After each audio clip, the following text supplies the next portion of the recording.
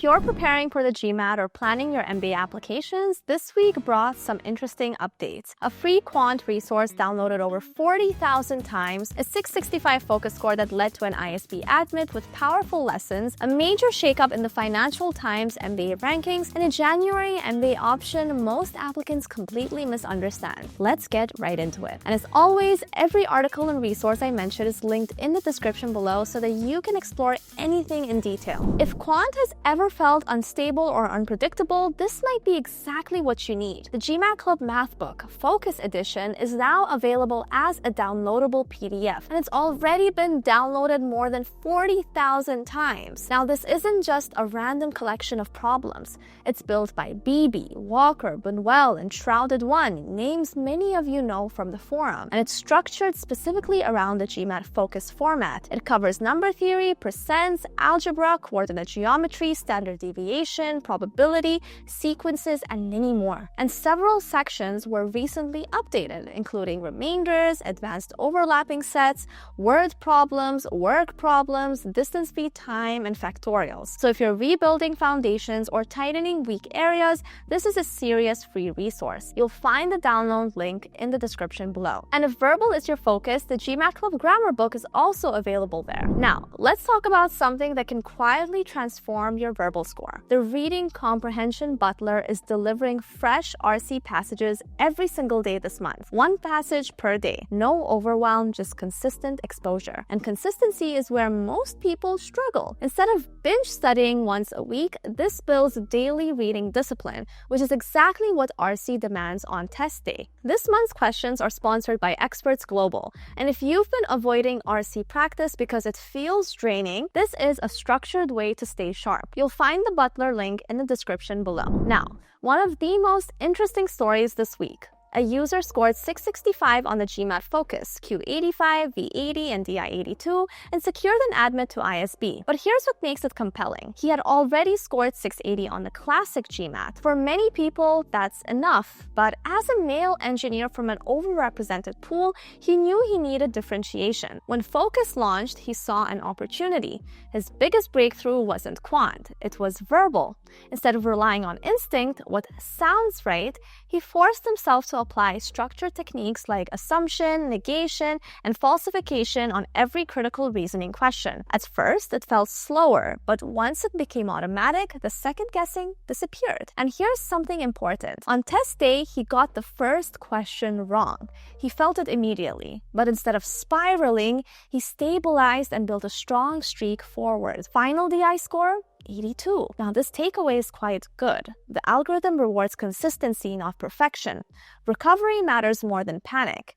After the GMAT came ISB's essay and interview, clear goals, tight narrative, no fluff answers. 1 month later, he got an admit. So if you're retaking, doubting data insights, or worried about early mistakes on test day, this story is worth reading. Full journey is linked below. Now, let's look at another situation many of you might relate to. A user scored 655, V90, DI79, Q79 after being away from math for 15 years. Dream score, 685. They're already within range of their target schools, but just slightly below the average. The big question, can marginal gains over 3 weeks make the difference? The discussion in that thread focuses on tightening, timing, reinforcing specific quant weak areas, and improving execution, not learning entirely new material. And that's an important mindset shift. When you're close to your target, it's often not about doing more. It's about doing better. So if you're within striking distance of your goal score, this thread could give you clarity on what to prioritize. Link is in the description below. And if you're finding these weekly updates helpful,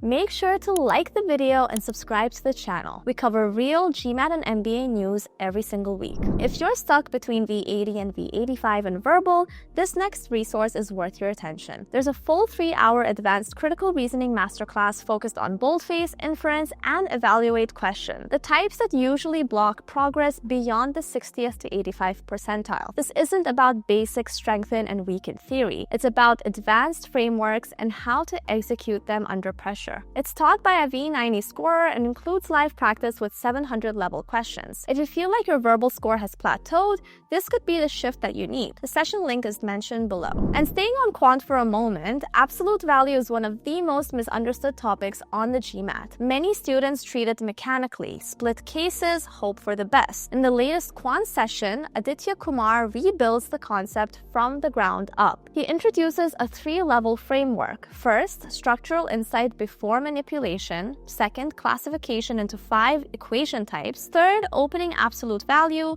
correctly using the formal definition. If absolute value has ever felt chaotic or unpredictable, this session brings clarity and control. You'll find the full session and playlist in the description below. Now let's shift to MBA news. The Financial Times Global MBA Ranking 2026 is out, and there's a major shakeup. MIT Sloan is ranked number 1 for the first time ever, jumping 5 places. INSEAD moves to number 2, Wharton slips to number 3, and here's the twist. Stanford, GSB, and Columbia Business School are missing. The reason? Alumni survey response thresholds. Asia's momentum continues to accelerate. CEBS enters the top 10, ISB jumps 15 places, Nanyang climbs 10 spots, Guanghua continues rising, 12 Asian schools are now inside the top 36. Europe remains strong with ESA, London Business School, HEC Paris, and ESADE performing well. In the US, Berkeley Haas climbs, Harvard returns to the top 10, and several schools see mixed movement. 3 macro trends stand out. Technology-driven leadership is being rewarded. Asia is now a heavyweight in global MBA rankings, and employment outcomes remain resilient despite global market volatility. If rankings influence your shortlist, this breakdown is essential reading. Full table and analysis are linked below. If you want more direct peer interaction during your prep or application journey, GMAT Club now has dedicated WhatsApp community. There's one for GMAT test takers, one for MBA applicants, communities for Asian and European MBA programs, groups for admits and waitlisted candidates, even GRE prep and specialized master's programs. These are active spaces for accountability, strategy, deadlines, and networking. All join links are in the description below. And finally, something many applicants misunderstand, JTRM MBA programs, the January intake, are not backup options. They're strategic entry points. In a recent session, MBA expert Jennifer Turchinow explains who should consider a January start and who shouldn't. You'll learn how JTRM programs differ in structure, recruiting timelines, internship opportunities, and ROI. Schools like INSEAD, HEC Paris, IMD, IE, and Columbia all structure their January intakes differently. If you missed September deadlines or want a faster return to the workforce, this could be a smart alternative, but only if it aligns with your goals. Full session is linked below. That's your GMAT and MBA update for this week. Every article, download, ranking table, and session is linked in the description below. So, if something stood out to you, go deeper. If this video helped you stay informed and one step ahead in your GMAT prep or MBA journey, make sure to like the video, subscribe to the GMAT Club's YouTube channel, and share it with someone who needs it. I'll see you guys next week. Bye-bye!